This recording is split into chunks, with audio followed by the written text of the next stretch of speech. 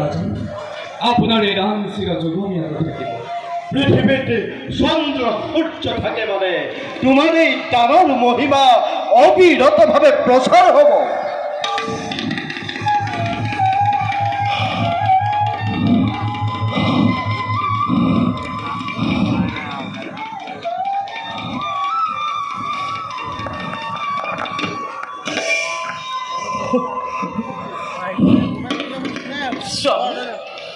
এই অসময়ত মোক ৰাজসভালৈ কিয় মতালে?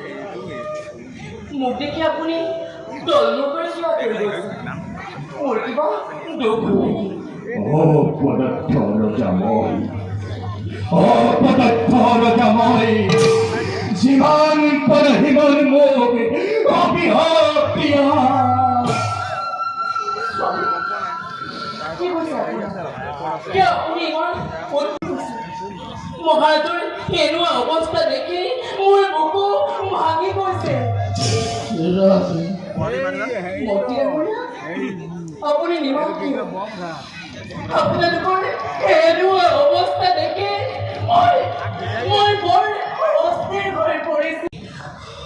মহাৰাজে কথাটো ক'বলৈ টান পাইছে। মই কৈছোঁ শুনা, ৰজাৰ প্ৰতিজ্ঞা তোমাৰ ওপৰত ৰাণী, সেয়েহে তুমি মহাৰাজক মহাপাপত লিপ্ত হোৱাৰ পৰা ৰক্ষা কৰিব পাৰা।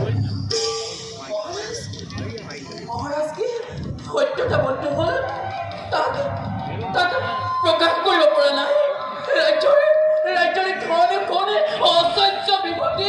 সেইবোৰ একোৱেই নহয় ৰাণী, সমগ্ৰ পৃথিৱীত শনিৰ কুপদৃষ্টি পৰিছে। পৃথিৱীত মহাপ্ৰলয়ৰ সূচনা হ'ব। গতিকে শনিৰ কুপদৃষ্টি পৰাৰ বাবে সমুদ্ৰৰ তীৰতে মহাযজ্ঞ কৰিছিলোঁ আয়োজন, কিন্তু যাৰ বাবে সত্যতা বন্ধ হ'ব লগা হ'ল, সেই নিজমৰ ব্যক্ত কৰক মহাৰাজৰ। নমস্কাৰ বন্ধু বান্ধৱীসকল, সৃষ্টি মাৰ্চেল আৰ্ট ইউটিউব চেনেললৈ সকলোকে স্বাগতম জনাইছোঁ। যিহেতু আমাৰ